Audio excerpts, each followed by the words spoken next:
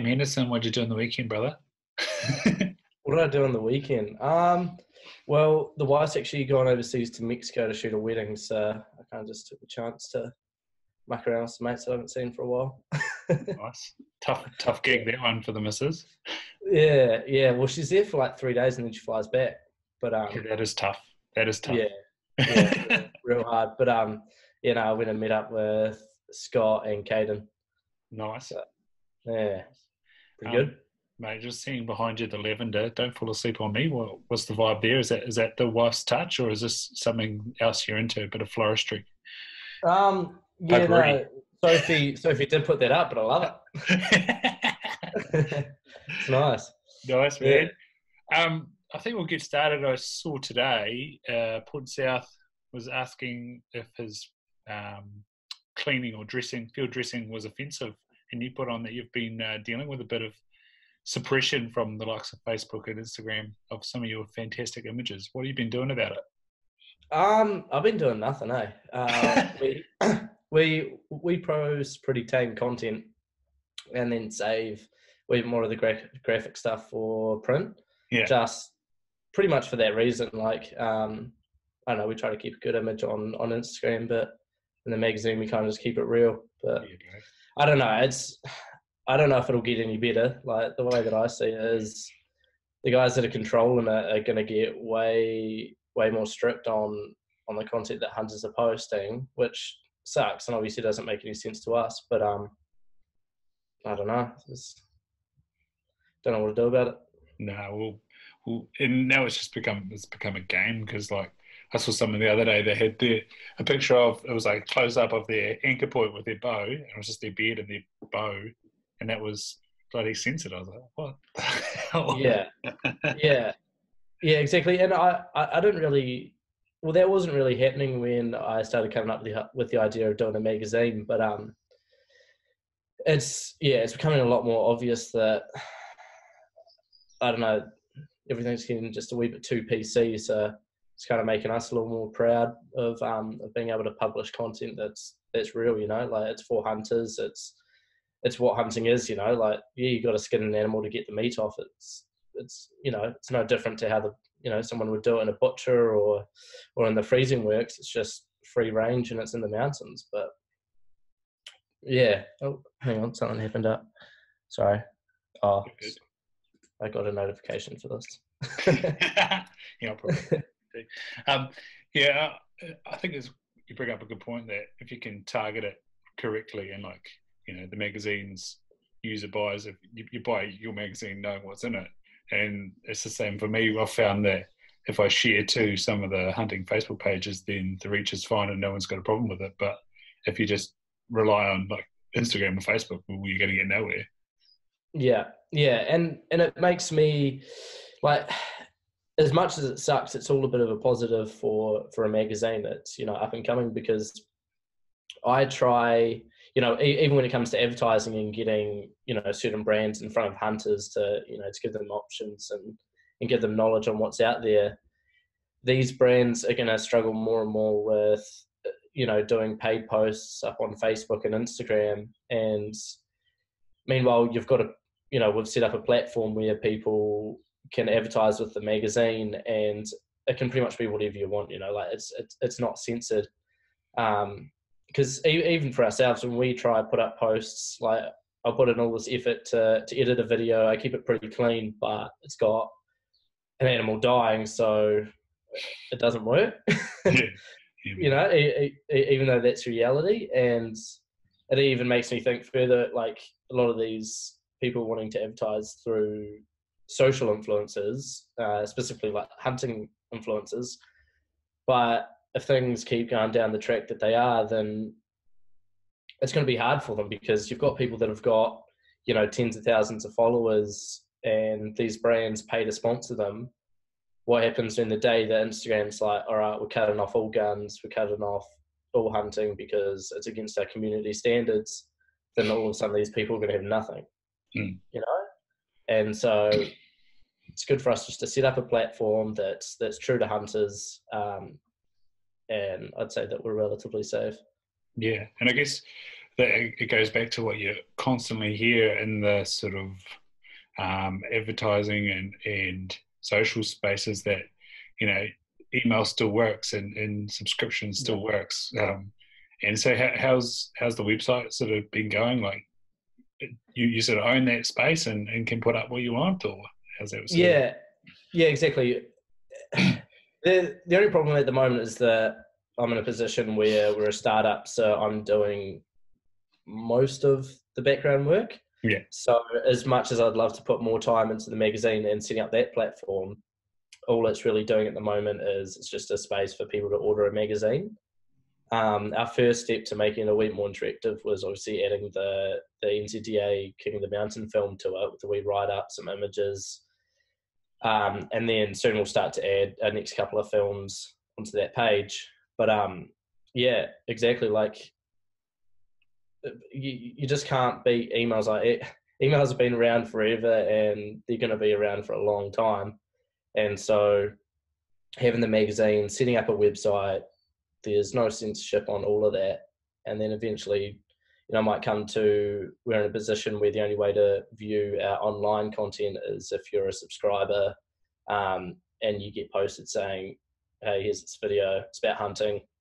That's the only way people are going to hear about it, because obviously we can't put it up on Facebook and Instagram. But and I just feel like it's a space that we're all trying to work out and gauge where it's going. But it's like, do you put more time and effort into your social media, or do you put more time into setting up other platforms that are, going to be safe in the future? But yeah, no, I know for myself, if anybody has actually bothered to go try look at my blog, it's down at the moment because I've got to bloody resubscribe to the server. which is always fun. But yeah, it's pretty ironic that the thing that started the internet, emails, are still the thing that's holding strong and holding true. And it's cool that now there's sort of, because there's so much bullshit and so much noise on social media, that something is beautiful and hard and real as a magazine is getting a little bit of a renaissance. And you look at the people that are driving social media's popularity, like Gary Vee, trying to say that print is dead. Well, hold on a second, not so fast. When you do something quality always lasts. Yeah, exactly, man. And like print is dying in so many areas, but hunting and hunters are just so true to what it's about. And it's like one of the oldest forms of telling stories. And we've seen that in Australia, where, these Aboriginals from thousands of years ago were doing paintings of hunting. It's like one of the oldest forms of storytelling.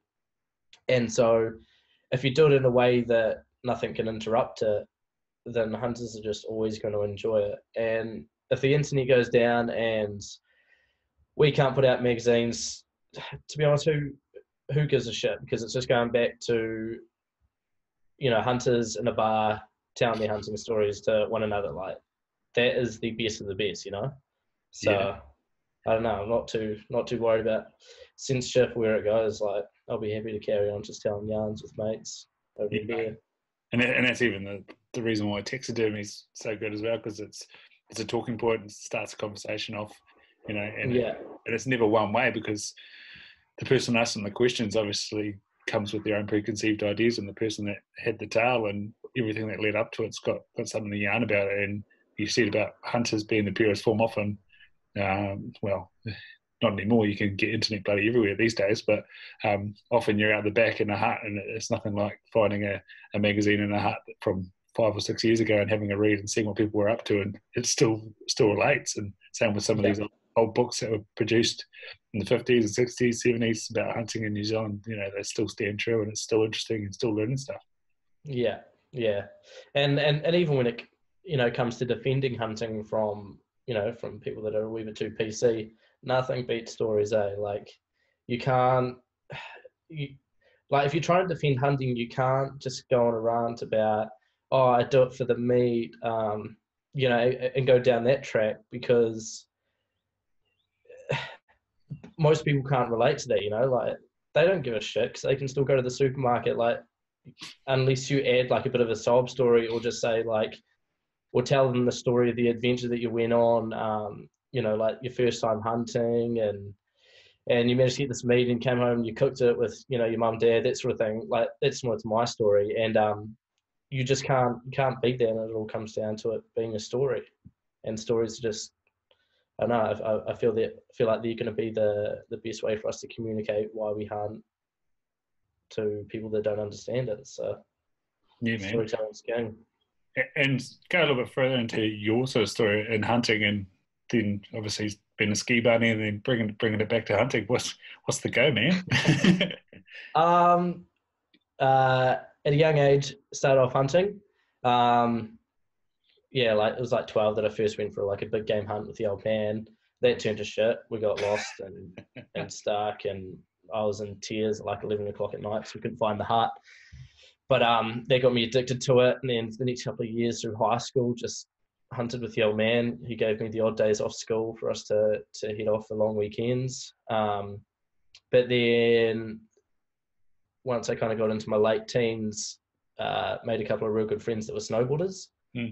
And then, so for a few years, I moved down to Wanaka and did a lot more snowboarding and filming snowboarding. Went overseas for a few months to, again, film snowboarding. I loved it, but just the time away from hunting just got to me. So I was like, all right, I'm going to make it cool. Like, whether or not I follow these snowboarders who are just heaps of fun, the most relaxed lifestyle you can think of. Like, you just go out and party, and then the next day you go up the mountain hungover, you get some shots, and it's all good fun. But I don't know, like once you get into hunting, you can't really stop. So the magazine kind of just made me commit to hunting, basically. Yeah. And you see the ski and snowboard and mountain bike magazines, which are a work of art, and a lot goes into the imagery. Is that what your inspiration for the magazine was, or just going back to the story out there? No, yeah. A lot of it's come from snowboarding, surfing, skating, that sort of style, because they're well ahead of us, like in terms of the way that they tell their stories of their progression, the way they ride, their style, and that sort of thing. And so, and they're obviously a lot more creative than most of us hunters. So I see what they're doing with print, with social, and even when I first started getting into the filming, the reason why I started filming hunting was because filming snowboarding was such a big thing. And so I was like, well, like I learned how to film from being on snow, on a snowboard. But then when I went back to the hunting, that's when I kind of started to bring in what I'd learned from the snowboarding to the hunting, and people were enjoying it. But even for the style of the magazine, a lot of that's come from the snowboarding. So when you're saying about the difference of filming hunting, is it sort of what you're doing with the frame, or the depth of what you're doing, or trying to bring in a subject and the landscape at the same time? What are you saying? Not giving away secrets, of course. Oh no, I'd be happy to give away any secrets if I had some, but to be honest, it's all just making it up as I go. I think because there's such a difference in snowboarding and hunting, that I went from filming snowboarding into the hunting scene, that I was confused at how to tell a hunting story when all I knew was what I'd shot with snowboarding. And so that meant that I was getting like a lot more B-roll, I was using a lot more music. And then when I got into doing one of the Hunters Club stuff, then I started to learn that I needed to, capture certain moments to be able to tell like a fluent story of just the hunting, because originally it was pretty much just music, just pretty B-roll, and that was it. And people loved that. But to make things have a little more depth to it, I kind of learned that from having to do a TV show, which is very long and drawn out, and you need to keep it entertaining for an hour. So yeah, I think the biggest thing was just coming from snowboarding, totally different to hunting, and trying to make that work. So like with snowboarding and skiing, you go into the shop and they've got things rolling, as you said, like a lot of B-roll, big massive shots going through the quick succession, flashy stuff. And then, do you think that a hunting store could start making or accepting clips like that to run through? They should, man. Like every time I go into a hunting and fishing store, it's so draining. Like, I don't know. They're still playing like clips from Hunting Aotearoa, and it's like, I don't know. And even the imagery that they've got printed off on on the walls and that sort of thing, it's just like, it's so mundane. And I feel like if you compare the picture of a hunting fishing store today to 10 years ago, I think it's going to be pretty similar. But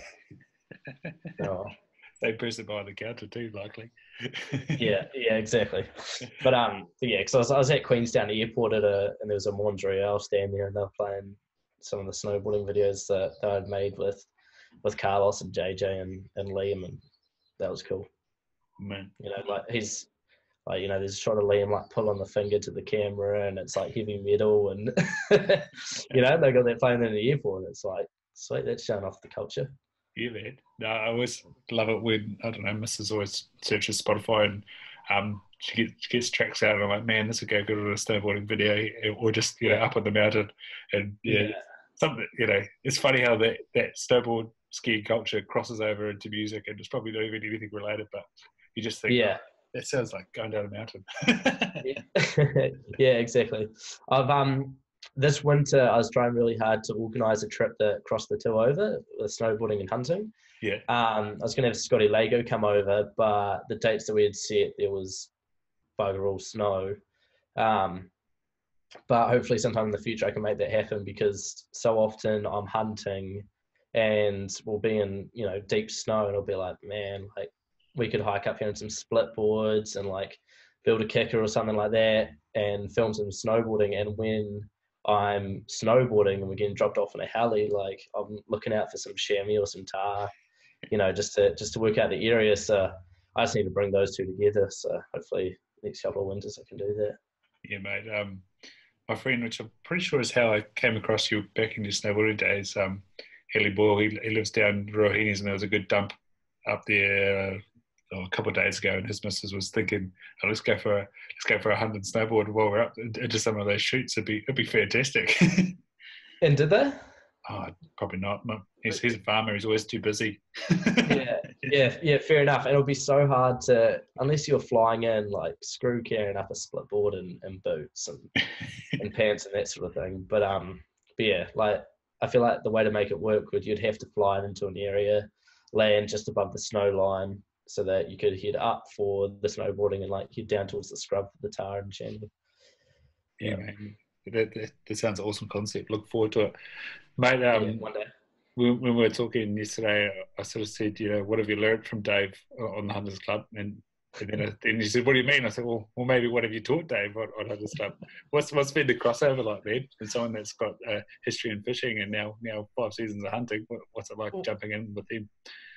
Dave is a hunting camera as a machine. Like, I will never be able to keep up with the commitment that Dave has to keep recording, keep pushing on. Like, I'm really cruisy, so when I see something, then I'll record it, and if it doesn't interest me, then I won't, and I'll just carry on. That's obviously got its downfalls and its upsides. So on a couple of trips I've been second shooting for Dave. Mm-hmm.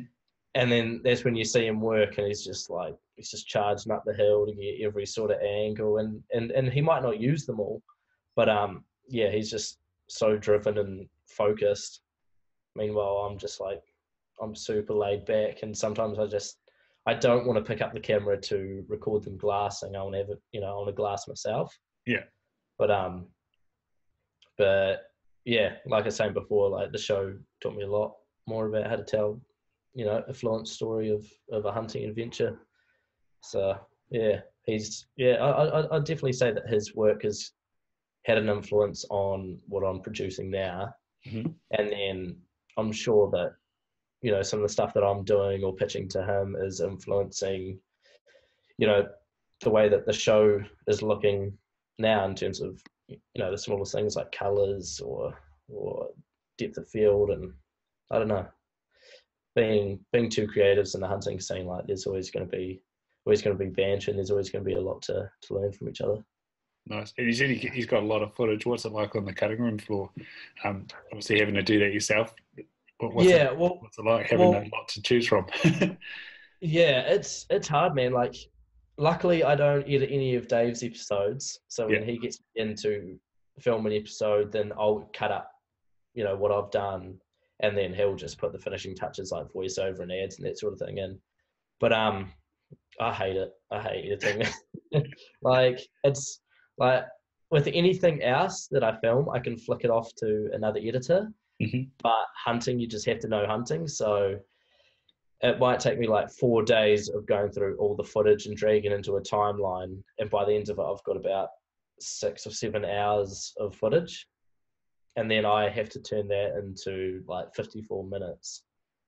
And so you've just got to be real ruthless. And with any sort of creative, like, you can't get attached to shots or moments or whatnot. You've just got to use what's essential. So, yeah. It's a battle between just getting it done as quickly as I can and trying to make it the best that you can. So, yeah. No, I appreciate the honesty from NZ Hunter. The two boys sitting in the room, hours and hours and hours on end, just cutting stuff down. yeah. I'm so lucky, man. Like, I can I'm just doing my own thing, and I can like jump in to do the odd episode, but like, the amount of hours that those guys would spend just editing just one show would just be insane. Nice, man. So you brought up you caught up with Caden on the weekend, but you were out filming him up in the cold stuff. Are you a big cold fan? Or is it? I love the snow. I love the snow. I prefer shivering to sweating. Like, in summer, I do. I'm kind of forced to go out hunting because I need to constantly be getting fresh content, but I don't like it. So when it's freezing cold and I've got, good gear, then I'm in my element. But yeah, him and I have been trying to secure an article for the magazine with him just getting an animal on the bow while I'm there, because he's got in good animals with the bow, but I haven't been there. So, and then when the camera's always present, then the animals don't play ball. So, the problem, mate. You're not quite enough of a ghost. I don't know. I reckon they got a sixth sense where they don't want to be filmed or photographed dying. Like, if an animal's going to die, they just probably want it to be over and done with, let alone having been posted over paper and socials. So, fair enough. I don't blame them. You said about good gear for the snow. What did you do for Aussie, man?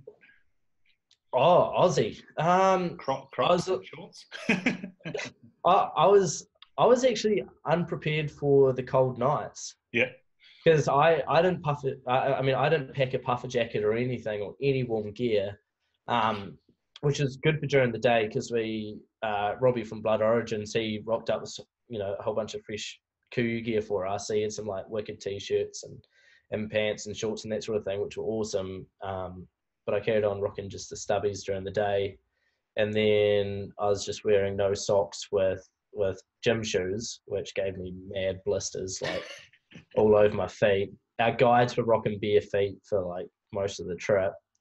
But then no. One of them's a Kiwi dude that I already knew, and one of them's a Pom, Harry. Nice. I'm not sure if Pom's a racist term, but yeah, he's a Pom. And where's he come? Well, like, he's done hunting in New Zealand, a fair bit of it, but it's pretty much those two young lads running the show over there, and they're just rough, man. Like, I got a Snapchat from Blair the other day where he got a big gash in his knee, and he was literally sewing it up himself with a sewing needle and some cotton. Like, I don't know if that makes any sense, but it's just what those boys are doing. Just means he's got to try and cut it out when it heals, which, some stitches are like that. yeah, exactly. Yeah. But yeah, Australia was a lot of fun. Yeah. Yeah. And so with the shorts, that was fine going through the ground and the reeds and the bloody long Yeah. grass and stuff. Yeah, like yeah, your shoes will be filling up with heaps of annoying dry grass and that sort of thing. The shorts, Kiwi hunters are funny, eh? Like they all think that shorts are the best because they're not restrictive. Shorts are so much more restrictive compared to a pair of, First Light or Kuiu pants. They've got some decent stretch. Mm. But I was kind of doing it for the looks because I wanted to like fit in with the Outback guys to the point where I went and bought a cowboy hat and like a cotton shirt. Nice. But then when it came to nighttime, I had a sleeping bag that was it was made for room temperature. Like it was made for a kid that comes to stay the night at your place or something when the heat pump's on. And so we were in hammocks, and the first night it was freezing. Like sorry, not freezing, but it was bloody cold if you didn't have any warm gear. So it'd be getting down to like 7 degrees, and we had bats pissing on us because the trees that we set our hammocks up on were flowering, and that was a bad night's sleep. So the next night I moved just like 10 meters away from the camp in the same sort of path that we had a buffalo charge in, the night before, and I just lit a fire beside my hammock.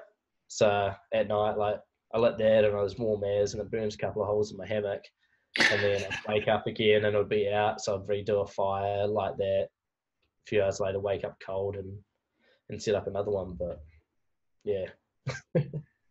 And mate, when you're with those bulls and trying to stalk in on them, what is your escape route? Because they would maybe fight as opposed to run away. Yeah, I was really naive coming into that trip, understanding how dangerous they were. Yeah. So like the first day out, we snuck up on. Oh, actually, we got within about 20 meters of 2 bulls. Mm-hmm. So I was real keen just to get in real close and just get some real close-ups of them to the point where the camera can literally just see them like sniffing or their lips like pulling grass up out of the ground. And every time I did it, they were like, you need someone over your shoulder with a rifle. And I was like, okay, like I would prefer to just stalk in by myself. And so I was doing that, and I was filming, and you'd hear a rifle load when they'd put up its head and wind you. And then later on that night, that's when Blair showed me a video of a bull charging him. Mm. I was just like, holy shit, these things, like, if they wanted to have a go at you, they will, and they'll, I don't know, someone like me wouldn't stand a chance, and they take a couple of shots to take down. So from then on in, it was like, I was happy to have, one of the guys over my shoulder with a rifle, and you'd always stand behind a tree. And at one point we had a cow charge into camp, and she got within probably like 10 feet of me. And then the other 2 guides quickly jumped up, grabbed the rifles, and I jumped into this little patch of trees where if she had to go at me, then I'd be kind of sweet. But yeah, scary things. And so were the guys rifle hunting or bow hunting or a combination? What was the deal there? Yeah. So Australia, that was following the story of Robbie Kroger, who started up Blood Origins. Mm-hmm. And so he came over from the States, and he hit me up to come over and film it and photograph it and make an article out of it. So I flew over there and met up with him, and he wanted to get, a big mature bull with a rifle and then film it, and also tell a lot of the story of like, the Aboriginal culture over there and the outback, and his family's Australian. So it was him kind of, coming back home to, he connected with his family, and they went for a hunt and all of that. But so he was hunting them with a 416 Rigby with open sights, mm-hmm. which has got like a 510 grain pill, and so we were getting within bow range. Like he shot his at about 45 yards, and I was within about 30 yards of my ball when I shot it. So yeah, I think next year the goal is to go back with Khan Adam and get one with the bow. Mm-hmm. Nice. And What's it like sitting around the fire with Khan being rough as guts, and then his brother Clay who sends rockets into space? It was good, man. Like, so we did that trip, which is obviously featured in volume 2.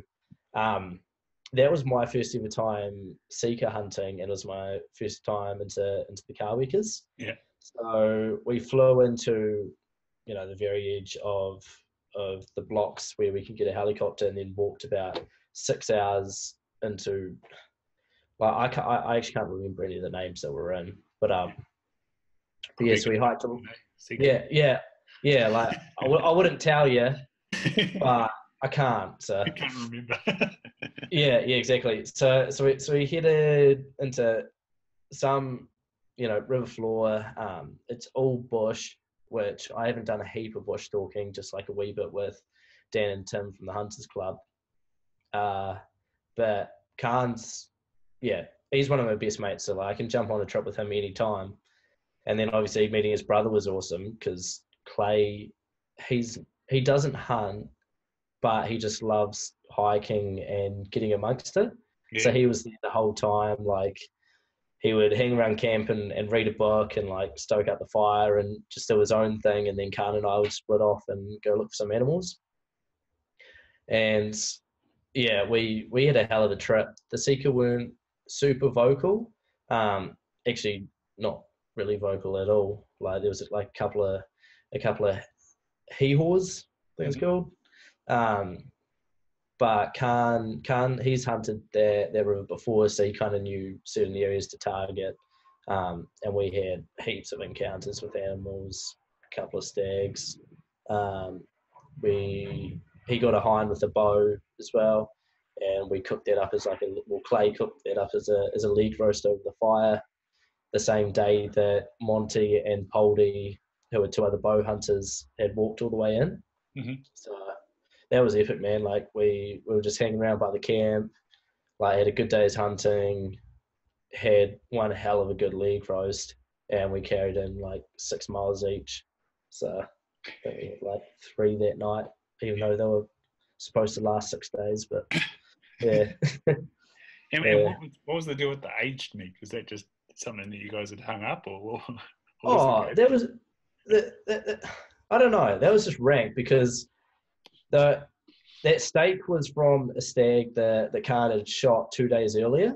Yeah. And we had hung it up on this log beside his head, but we didn't end up by taking the loop back that same day. So 2 days later was when we ended up by, heading back up past where we had hung up that meat. And Monty Nixon, he was just like, oh, this still looks good. So he just starts hoeing into it like it's nothing. Raw, and then, you just raw with, I don't know, it looked sunburnt. But and then Khan had some, Poldy had some, and I was trying to use my cameraman's excuse that I'm there to film and whatnot, but they forced me into having some. I don't know. I was just gagging on it. So it was no good? Nah. In all honesty, it wasn't all good. And so, did he bring the muscles on that trip, Khan? And is it true they do work? Yeah. Well, Khan delivers, Like, Khan's quite a funny bow hunter because he's got the muscles that is, it's tradition to take some muscles when you're hunting with Khan, and they taste good. They make you. They're hard to eat because it's like you're drinking some petrol with them. But but he delivers, Like, he's a phenomenal bow hunter because he knows how to get in close to animals. But he's, as much of a good hunter he is, bow hunter he is, he's also a really shit shot. No, dear. So, well, like, he's a shit shot, but really good for camera because we've had 2 animals that he's spined. So on camera, they just drop on the spot. Mm-hmm. So that's awesome. Like, he just drops on the spot. He follows it up with another shot and they're dead, like, instant. Like, you can't have anything better for camera. But he's also, like, he's quite a few inches off target. And so it's, I don't know, it's a bit of a laugh. So was that what happened with that story that Clay put up the other day? Or is that you that, Khan, someone put up that picture the other day and you guys had an open shot and bang, dropped down, and then he chased after it. Was that why? Yeah, exactly. Like that's The red stag dropped on the spot that we were hunting around Wanaka, and then that one again dropped on the spot, and then kind of took up, but it was already hammered, so can't just put like another follow up shot just afterwards. And then he's done the same on a tar, which will be featured in issue 3. So Nice. And so, where are you based at the moment, man? I'm based in Christchurch. Yeah. Yeah. So we've got a wee place here with like 10 acres. The plan was to move down to Wanaka for the winter, Mm-hmm. so that I could just be down there and have the odd days snowboarding. But our place fell through because Wanaka is just so hard to get accommodation. So we just stuck it out in Christchurch, and it works for me. Like it's cheap to fly out of. Mm. There's, I can head north, west, south for hunting, so it's a pretty good spot. Yeah. And when's the next print run for issue 3? Shit, man, it's like, hang on, it's Monday next week. Oh, yeah. Yeah, but it's already finished. Like we finished it a few days ago, so it's all locked off. It goes sprint on the Monday, and then on the 9th of September, it's on shelves. So I was thinking this episode will probably be. Maybe we'll have to put it out a little bit earlier. Sneak you in there. oh yeah, fair enough. Do it. 9th of September. Because we've got it in like 410 stores now. Because like for the first 2 issues, they went so well that we were getting a lot of messages from people saying that they can't find it in stores.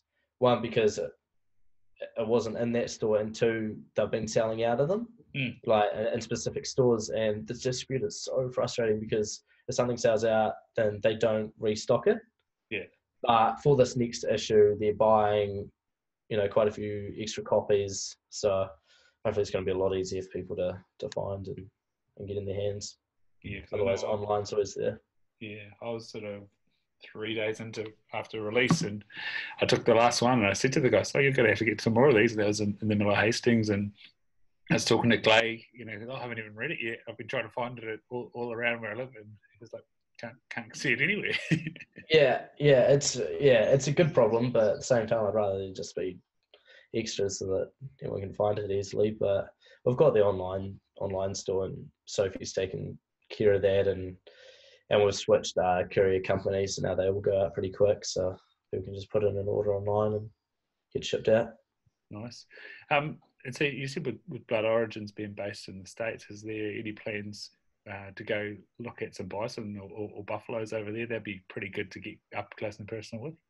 Yeah, I'd love to. Like, I'd love to do more international hunting, but in all reality, I can't. Like with the amount of shit that I've got going on here, I just can't go away for 2 weeks or like 2.5 to 3 weeks to hunt.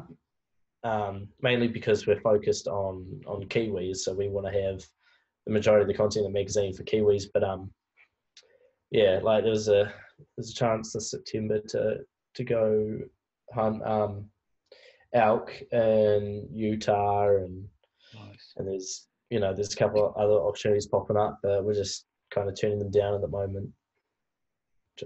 I'm trying to keep it to like 1, maybe 2 international hunts a year. So, yeah. I guess as I was saying to you online, is that you're in the precious situation where you're, like I say, you're starting up, it's something new, you're taking a fresh take on things, and there's so many stories to be told where you are that you don't need to have your focus too broad, because there's so much to do right on your back doorstep. Yeah, exactly. And I'm trying to help a couple of photographers, but on their own they're progressing so well. I'm just hoping to get a couple of photographers that they're doing a phenomenal job that can carry on putting in more content into the magazine. Which, like, already I've got a few people helping out who have committed to buying a decent camera, and they're focused on, trying to up their photography skills. So hopefully soon, when a few more Kiwis do that, then I won't have to spend so much time in the hills, and it'll open me up to do a couple of those bigger adventures overseas and that sort of thing. But yeah, I can't complain. Like, I prefer being in the hills than putting the shit together. But yeah. So on that, does that mean that there's if someone's aspiring to get out there and start documenting and doing a good job, you're one place that they should try and investigate? Yeah, definitely. Like, I get a lot of messages about people wanting to learn about their camera and how to use it. So a couple of weeks ago, I put up a post trying to gauge the idea behind doing a photography workshop for hunters, and keeping it at more of a basic level, because that's where I find that a lot of people are. So it'll be teaching them, how to use their cameras, and then specific shots not specific shots, but kind of how to tell the story and get images that will mean a lot to them, not only now, but 20 years down the track when all they've got left from that hunt is the images that they've taken. But trying to work that out, because it might be a state where I can't just take on whoever applies. It might be more they apply, and then I'll see, how committed they are. If they've invested in decent gear, if they're wanting to take it seriously, then those will be the kind of people that will get amongst that workshop. Yeah, I thought it was quite an interesting. Joe Eglinton, who works for Wildside or something like that, and he was talking with Curran Island about potentially, following people around in order to do that, a bit like yourself, but in a private capacity. And so, again, there's another one out there that's really pushing this documentation and doing a good job of it, and making a film that, like I say, not only is good right now, but can last forever. Yeah, exactly. Like, people like him and a few others in New Zealand, they're already set, like they're already doing a bloody good job. But it's just trying to help more people at the basic level learn how to capture their, hunts. It's not just a Snapchat or an Instagram post, but yeah. So do you think, we've got these two great shows on the telly, there's a few good magazines out there, and you've obviously changed the game on them, just like the Hunters Club and NZ Hunter changed the game on television hunting shows. Do you think that we're developing as a hunting nation? You see the sort of stuff that comes out of the States, and even a couple of the guys in Australia doing magnificent footage and content for their social media and stuff, even though it might be getting cut down a bit. But do you think that there's enough guys in New Zealand that do a good job and have sort of good ideas and are progressive in the way that they want to share it, that we could see something taking off right now? Yeah, definitely. Like, the only thing with Kiwi hunters is that it seems like they're not interested in what's going on overseas, because we've got it all in our back doorstep. Like, we can hunt all year round. We can go out, any time of the week, go shoot some animals. So we're kind of just focused on what we've got here, which is epic. Meanwhile, people overseas, in the States, obviously they've only got these certain seasons. So when they're not hunting, then that's when they're watching, all of these shows, and they're just focused on YouTube videos and that sort of thing. So that, and obviously they're a way bigger nation, so it means that from ages ago they were getting into creating films and shows and imagery and all of that sort of thing. So they're just so far ahead of us. Like, even for me, like, I'll only watch certain things to do with hunting, because I don't know, like, I don't need it. Like, if I need to go and get inspired by some hunting, then that's when I'll head out into the hills. And I feel like that's what a lot of Kiwi hunters are like. But yeah, New Zealand's definitely catching up. We're just so far behind. And is it Queenstown or Wanaka that has the Mountain Film Festival for mountaineering and snowboarding and stuff like that? Can you see it where there's a hunting sort of film festival? Or we're a long way. Well, there's and internationally there's some big film festivals like the Full Draw Film Tour and Mountain Ops doing their own premieres and that sort of thing. But not for New Zealand. Like I just think we're too small. Yeah. Like there's only a very small number of us doing films that there's not heaps of like need for it, because I'm not sure. Like potentially start next year around March, when we release the fifth issue of the magazine, we might do a premiere of the film that I've been doing with Khan, which goes from bow hunting red stags, in the Otago to Seeker up in the Kawi, because that's going to be something that's pretty epic. I'm spending heaps of time on that. So it's, it's that project's not a balance of getting it done quickly and making it look good. It's just totally trying to make it look good. So we might do like a premiere for that. But in terms of film festivals, like only really internationally. So, man, I would probably disagree with you, because like for me, and this is what Matt and I had a chat about it. There's this hipster hunter sort of stuff. Guys like myself working during the week, kids, and so we look to that, one weekend a month if we're lucky to get out in the hills, and then the other time when we do get 20 minutes or so, that's where I'm going. I'm going to YouTube and watching guys like Jim Redmond in Australia or Kim Haynes and that sort of stuff. So, and I think it could start to come out, like, and that's why I think what you're doing is so awesome, man, and the magazine's so awesome, Yeah. I'll give it a tip. I finished that magazine in 2 days.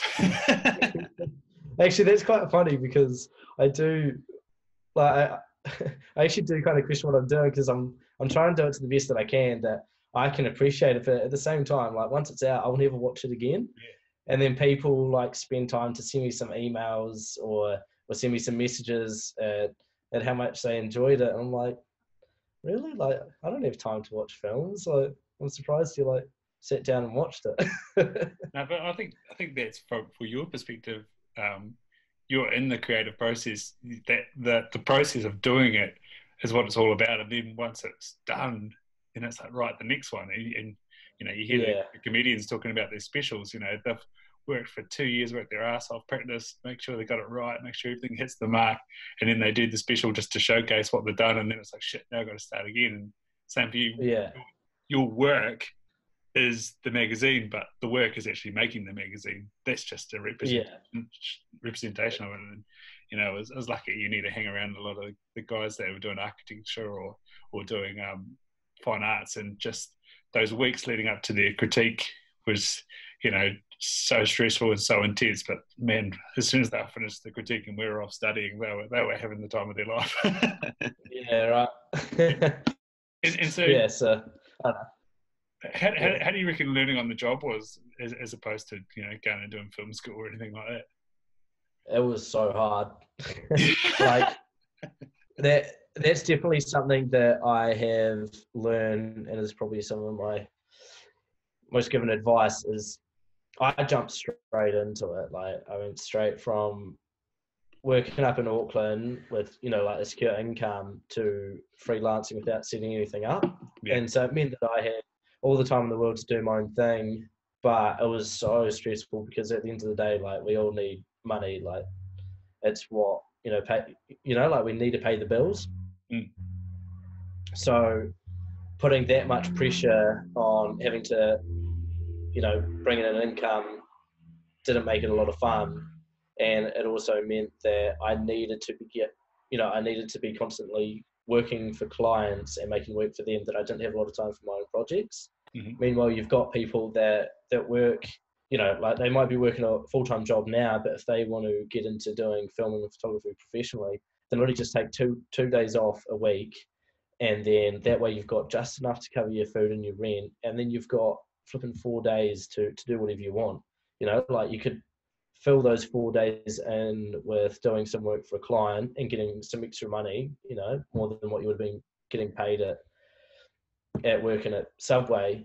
But then if you've got those 4 days off and you don't have any work for clients, then you can spend that time on a passion project where you've got no commitment to finish it, to make it look a certain way. You can just use those 4 days to learn and have fun. So yeah, if I could redo it, I probably would have done some more of that, but not redoing shit. So Yeah. oh well. No, it's good. You're paving the way, I guess, and like you said, creating an opportunity for somebody that has this sort of niche. And that's what I thought when we spoke to Talman Madsen. He was busy working selling insurance, and within 3 years he turned it around. Just like you say, doing a couple of days here and there, getting up early, getting some good sunsets and sunrises in, and Exactly. all of a sudden he's got a book in print, and it's fantastic. Yeah, exactly. Like it's such a blessing about to work a part-time job and learn. Like learning's actually so good. Hated it through school, but now that I'm just working, learning's so good. Yeah, mate. And so I guess the word you oyster when it comes to learning about film, because there's, and particularly hunting footage, because it's kind of like one of those things where there's only a few people that do it, and so it's easy targets to go to pick some brains. How is it? Is it pretty open in terms of exchange of knowledge? Oh, totally. Like I couldn't care less. Like I wouldn't care if I showed someone my whole process and then 6 months later they're doing it better than me. Like I just, I just wouldn't mind as long as there's more people doing it, and there's such a position for more people to be getting into the photography and video, because I'm working with a lot of these brands and distribution companies, and they all need help. Like there's so much room for these brands to improve their imagery and content that they market, but I could almost be doing that as a full-time job on itself, but doing the magazine. So there's still so much room to be, to be an ambassador for a brand. But to be an ambassador, then you've got to have, a decent level of skill when it comes to photography or film, so that you've got something to offer, because most Kiwis don't have a big following, so you need something else to offer. And so if you can offer photography and video, then you'll be winning. Yeah, mate. And so I guess that I can't remember who I was having a conversation with this about, but you mentioned First Light and Kuyu, and I'm also a massive fan of what Sitka do. Then we were saying about how, and it probably goes to that, you just go out the back paddock or up that spur and into this little spot, and then you've got yourself a deer. And so we are pretty much, and I have the same argument with myself when it comes to actually going out and buying some of those nice pants, is that at the moment my long johns and shorts are doing the trick. But yeah, do you think that if we can start getting a little bit more storying around, is that we might see that next tier of hunting gear start to be made in New Zealand? And I was, like how we station, we're talking about that merino the other day, and I said, man, it'd be good if we could have some merino Stony Creek or something like that. That'd be fantastic. Yeah, well, nothing beats merino. Yeah. Like nothing. Like when I was in Fiordland with the Hunters Club, they're sponsored by Stony Creek. On like the 6th day, we were all wet, those two in their Stony Creek, and they were just freezing their ass off. They weren't happy because the gear wasn't quality. Meanwhile, I was wearing some skiing gear which was made out of merino, and I was just toasty. Like I was damp. But that's because these ski brands are so far ahead of, like Stony Creek or whatever. And then I got the opportunity to go to Mongolia with Kuyu, and in part with that, he gave me a whole, a full kit of Kuyu gear. And then that was my first time really wearing quality gear, and it is expensive, but it actually makes a difference to your comfort, but not to your hunting. So you can hunt in anything as long as, your core is warm and you're dry. But the comfort of when you're hunting in quality gear, it's just like, it's just so nice, like if you get a good pack, then you're comfortable carrying a heavy load. If you're hiking up a mountain and your gear's breathable, or it's raining and you're warm and dry, then you're just so much happier. And I hope that we do start to see a bit of a transition away from this Stony Creek fad where everyone gets a cheap deal on Stony Creek or a free product, and they start talking about how good this brand is when someone like Stony Creek, like it almost seems like they put more money into their marketing than what they do into their product development. Because I've seen sponsored guys using it. It's all right. Like, you know, it'll do the job, but it's not going to bring you the comfort or quality of these other international brands that you do have to pay more money for. But actually, even in saying that, you don't have to pay a lot more money for them. But I don't know, at least as if it's not going to blow out or you're actually going to be dry. And going to that Aussie stuff, I was looking at it first like the other day, talking about what is it? It's early autumn over on. Is that right? No, it's still late summer, isn't it? Over in the States, and the guys going, I think, for coup deer or something like that, and they were out on the plains in Merino because, one, if it rained on them, they're dry, and two, it works so well. And you know, I think it's the corrugate pants, which is sort of the ones I've been looking at. But you know, they're strong, they're tough, they can deal with all the, you know, harsh sort of brackeny, not bracken, but that sort of type of stuff that's over there on those plains, and keep warm, keep dry, not sweat like a crazy thing, and you know, feel comfortable and not be distracted by, oh man, I feel like shit.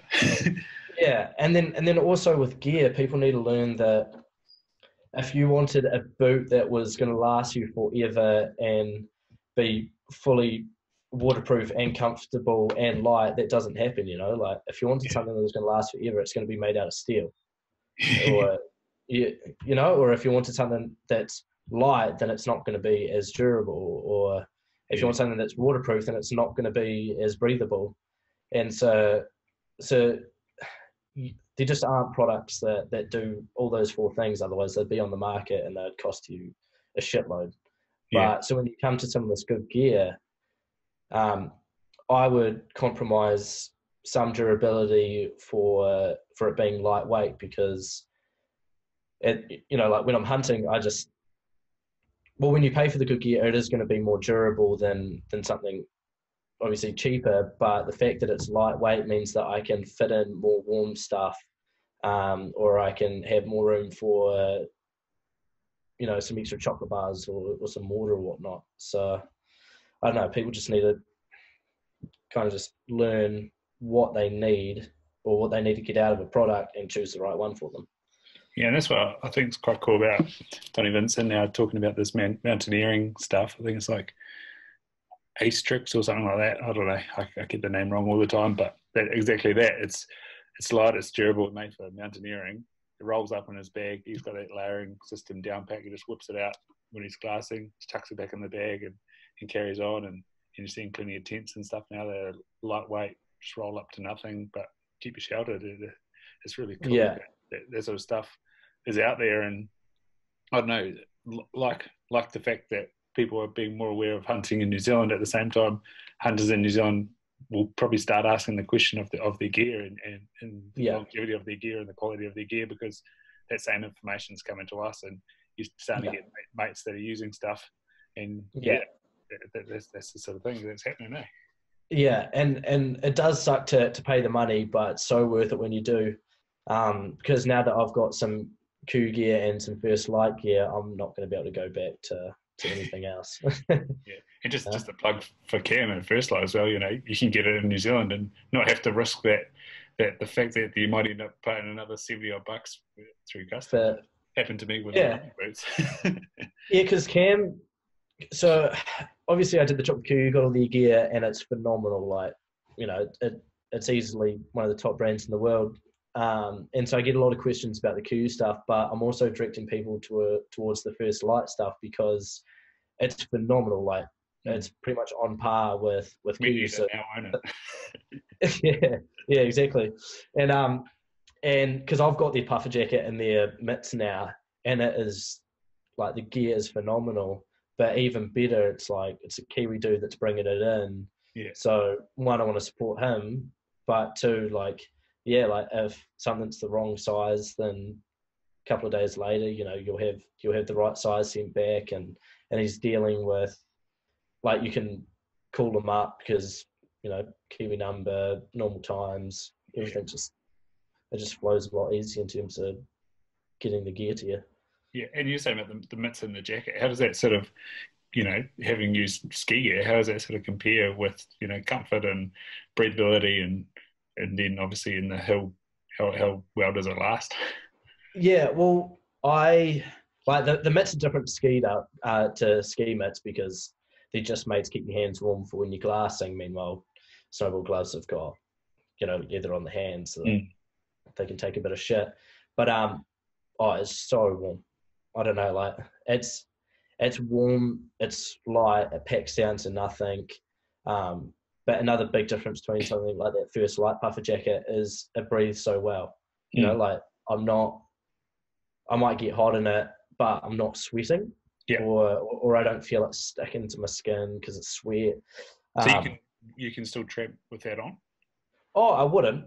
Yeah. Because it's just that hot, but I keep it at the top of my pack, and so I'll just be walking up, and as soon as I sit down, pull it on, and I just put it over top of, even if I've got like a wet jacket or you know, a couple of layers that are damp, then I'll just chuck it on top.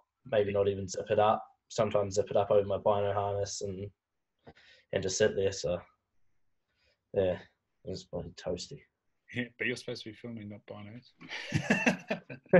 Well, actually, I've got a bino bag for darts and camera gear. Have you started to get some, you know, complex rigs for your cameras that you can just click in, like utility belt stuff? actually, I have, because there are things that hold your cameras, and I see a lot of international photographers using them where you just clip it on and it looks real good. But I'm doing heaps of, you know, bush bashing, so I don't want my cameras exposed. You know, the weather changes in an instant here, so all of a sudden it might be raining. So I went to Twin Needle. Yep. Because they just make phenomenal quality gear, like durable. And so we kind of just started to build a concept of a camera harness. So I've got the prototype with me now, so I'll try that out on the next hunt. But basically it's just this big sort of pack where the camera slides in and out vertical, and it's got like a big pocket. So it's like real basic. It's got two sections to it, one for a camera to slide in and out, with magnets, and then a stronger latch for when I'm bush bashing, and then another pocket just to hold like an extra lens, batteries, SD cards. And so yeah, I'll try that out. But it means that it's protected when I'm scrub bashing. It's got a rain cover to pull over it if it starts pissing down, and it's quick and it's quiet. So nice, mate. And winning on that front. Linked up with John Bosanoff from Wellington. He does a lot of Arctic and Antarctic footage. He's from Wellington. He's usually pretty open, but I don't know how open he'd be about. No, I haven't. I don't know, but yeah, he's often got plenty of clips like that, and then obviously having to deal with the extremes of temperature. Have you had any lenses go when you've gone hot, cold? That's when I feel sorry for some of my hunters. Like, yeah, it's not all fun and games taking photos or filming, because fog's probably the biggest thing. Like, when it gets real cold at night and then you got your camera in your tent to try and keep it dry and warm, you get up in the morning, the whole lens is fogs and there's moisture on it. And so when I was filming with Tim and Dan with Hunts Club in Fiordland, we had that almost every morning. Yeah. And so when you're trying to produce a show like that, there's no point in doing anything unless you got it on film. And so every morning the lens is fogging up, and I'd be like, sorry guys, can't film. So we'd really just have to sit down for an hour till it warmed up and do nothing. Meanwhile, there's like stags roaring and whatnot. But yeah, fog, I don't know how you beat. Yeah. Just, I don't know, sometimes I hold a lighter under the lens to warm it up. Those seals are good. And what do you do for storage of that sort of stuff and battery? You'll be rocking some solar panels, are you? How are you managing? Nah. My camera, mainly my film camera. My video camera. You just can't charge that during using solar panels. So I reckon I'll probably carry like an extra 3 to 4 kgs of batteries. Jesus. So I've just got them all in the sack that's just like that big, and it's just like chunky batteries for the big video camera, for the photo camera, for for the GoPro, for everything. So yeah, it's such a mare. Yeah. So when the meet happens, you're like, nah, not carrying anything. I actually, who was it? I said that to someone. They were real shocked at me, and I was like, well, oh yeah, it's Khan, because Khan doesn't like carrying much. He always tries getting out of it. Like that Seeker trip, he will deny it, but we hiked 6 hours in there. I'm way smaller than what he is. Like he's just full of muscle, and he's made to power up mountains. And so we got all the way into our first campsite, and I was buggered. Like my ankles were like blown out every couple of steps, and I was just worn out. And Khan made me like share his tent and food and all this sort of stuff. And it's like, this can't be right. So I picked up his pack, and I swear it would have been a few kgs lighter than mine. But the same case with him and Wanaka, we managed to get that stag, and he got the stag, so he cut off the hind legs and the back straps and the head. Yeah. And he was looking at me like, what am I going to carry? And I was like, sorry, man, I've been carrying all my shit. You can get this up the hill. Like, you're the one that wanted to shoot it. You got to carry it out. But I ended up by carrying 2 back straps for him. That was it. And that was funny, something that Brian Cool brought up. He couldn't believe it, coming from the States where you've got to carry everything out. The New Zealand sort of waist down backpack strap thing, Oh, right, yeah. That's yeah, because you just don't see you don't see backpacking anywhere over in the States or anywhere else, because they have to get everything out. So obviously they bone it all out. They leave the skin, bone, everything there. It's a pretty funny technique. Like what's his name? Sam Manson from Kadrona Safaris. He was backpacking out a couple of animals for them. Yeah, and so that was all a shock to them, just seeing how easy it is to put the guts out, hocks through the front legs, and you got yourself backpack. Yeah, the full carcass or the half carcass, it all works. It's all good. yeah, exactly. Yeah, but, yeah. With that half carcass, you can just chuck any of the other good stuff underneath the skin over your back. Yeah, that's probably why no one wants to buy a good jacket, because they just get covered in blood. Yeah, well, they've got to expect that. But you're talking to me about carrying animals, like I do it. Yeah. Hey, mate, you carry the cameras. Mate, yeah. So September 9, issue 3 is going to come out.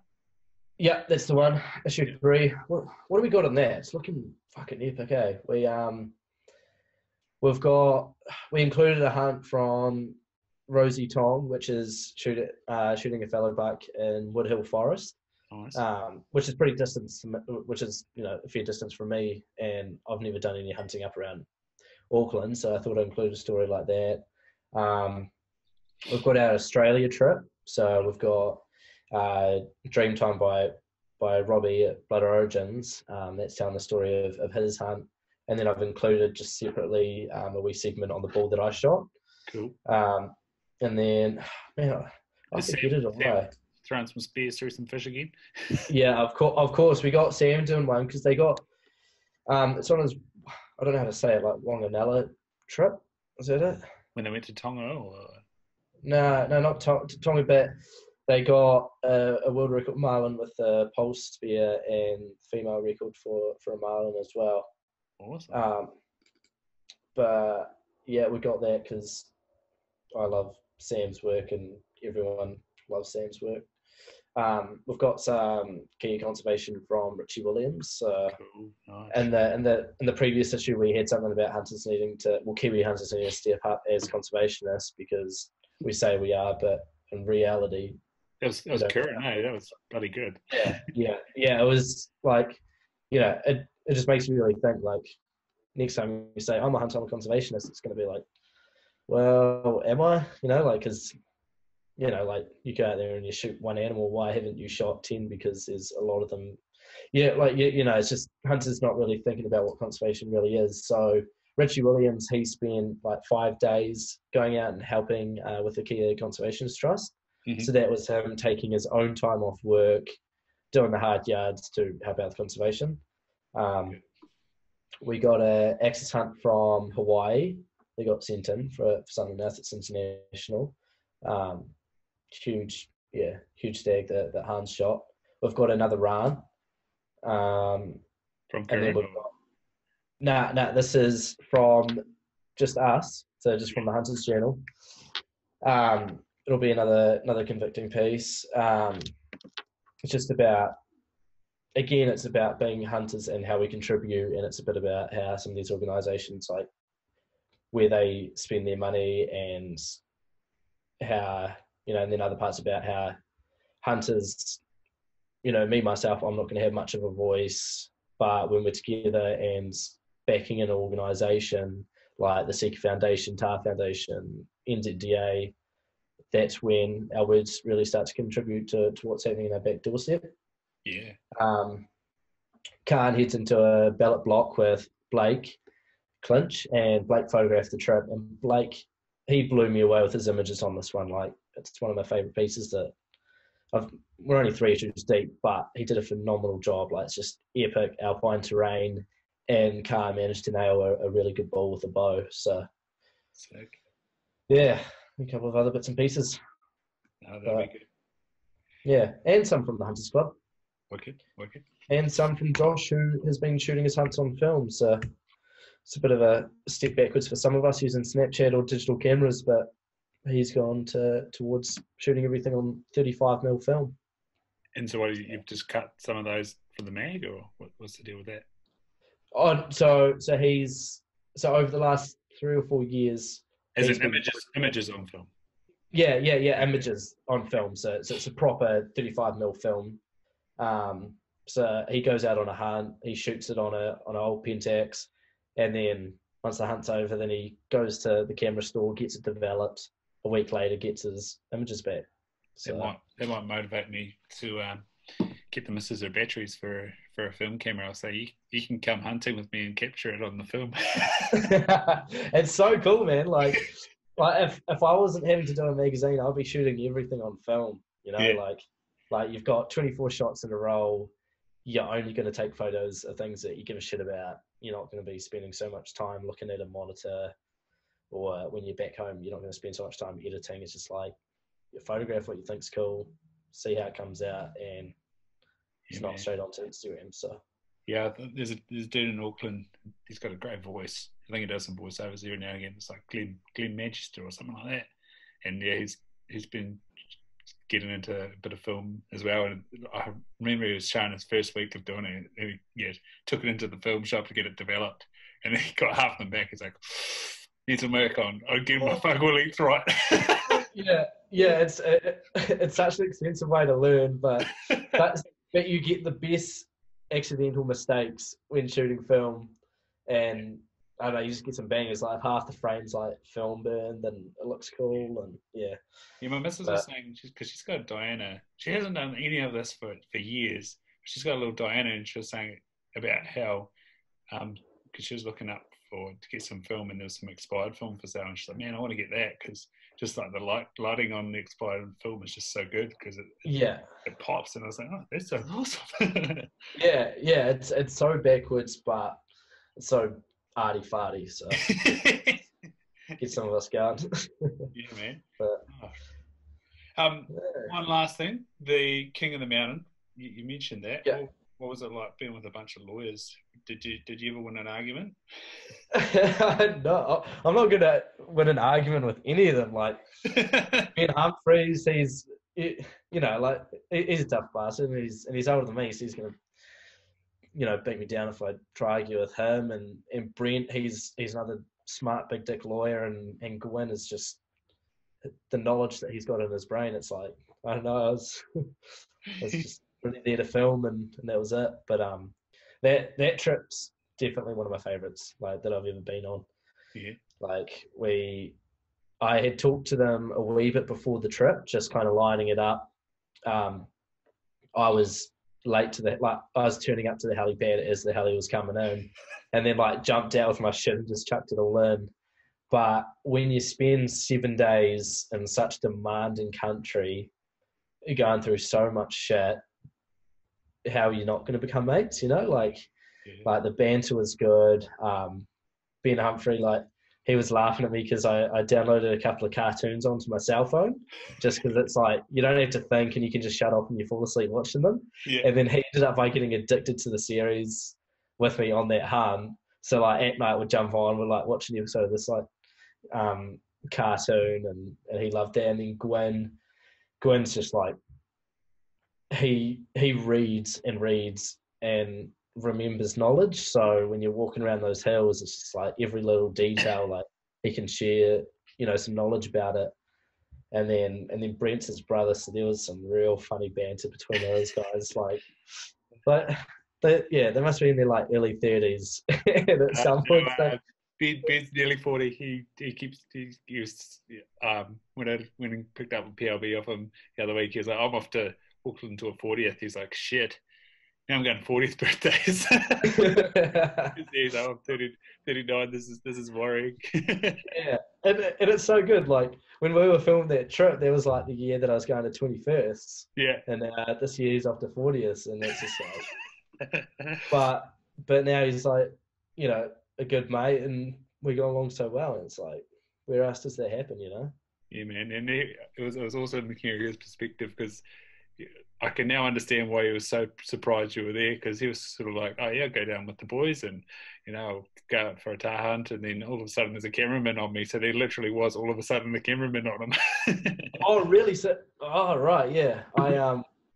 I wasn't involved in much of the background stuff like that, so I feel for him, man. Like, I feel sorry for the hunters that I'm filming. Like some of them love it and they do like a real good job and they don't mind it and they love the end result. But sometimes in the moment it's like, yeah, I've got to tell you to turn around and pop your head back over this ridge and look down that scope again. Yeah. Yeah, exactly. And even with the pig hunting, like that's when I feel the most useless, because Sean Monk just, I don't even know how to describe the way my relationship goes with Sean Monk.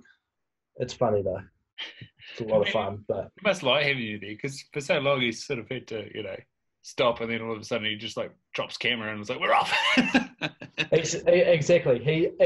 So he's in this next issue. I shot some real cool stuff with him. With pig hunting, and he wrote a pretty funny article about, it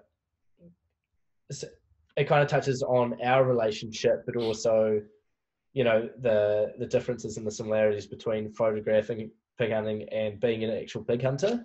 Yeah. And so I was laughing a fair bit just reading his article. So that's going to be well worth it, and it involves a good boar that we caught. So you going back to Gwyn and what you're saying about the rant about organising. Just came out at the AGM of NZDA that one, he gave up 150 hours of his professional time to rewrite the constitution, and two, that the funding for NZDA is going to go up a bit due to initially to memberships. But I think someone like Gwyn's 150 hours worth of stuff deserves a new rifle. Don't you think? Like, did that ever come up that he's been working hard behind the scenes, or?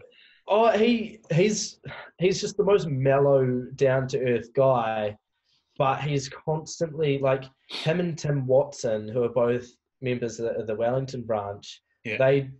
They're doing so much for the club, and they're doing so much to try progress, the club into the world that we live in now.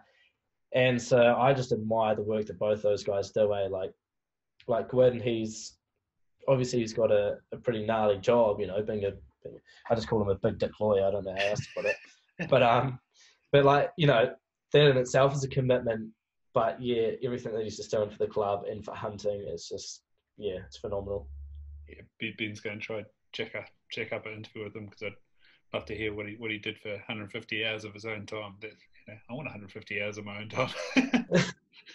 Yes, it's kind of funny. Like I've told him, I was like, man, if I ever come to Wellington, I'm gonna put on a suit. I'm gonna put on a brief. Like, I'm gonna come up with a briefcase, and I'm coming up to the top floor to hang out in this office with a whole bunch of big dick lawyers, and I want to get amongst that because it seems so hectic. But every time I call him, he seems to pick up the phone and has a chat about hunting, and Are you just visualizing suits, are you, or bloody Boston Legal? I don't know what Boston Legal is. That I might be too young for that, but Maybe. suits, you know, suits. Yeah, all that suits sort of thing. So, Nice, Ben. We've been yarning, I think, what are we at to? Oh, shit. Aaron, half, 3/4. My daughter will be getting up. Holy shit. I'm on solo dad duties. Hopefully she's all right. Yeah. Well, I also haven't had a drink for that whole time because I didn't want to get up. So, no, good, man. So where do people find the Hunters Journal website, Instagram, Facebook, right? Yeah, pretty much on all of that. Instagram's probably what we keep most updated.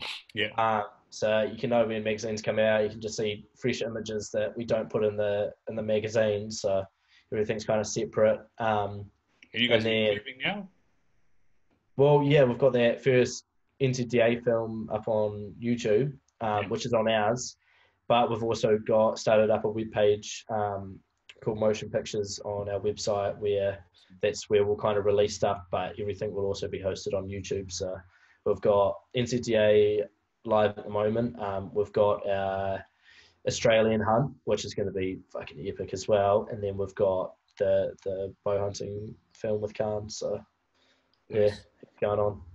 Mate, what would you like to leave hunters or photographers or the two combined? A message. A message. Focus on hunting. Yeah. Don't get caught up in any other shit. You know, like if you want to hunt, just hunt. If photography comes natural to you and you just happen to start photographing hunting, that's awesome. Don't come in for it for the money or to boost an Instagram following or any other that, you know, just any of that shit. Just enjoy hunting and hunt hard. Awesome, man. I'm going to press stop, and this has been a wicked chat. Thanks for coming on, man. Hang on, are you about to hang up? No, I'm just going to press stop. Yeah, okay.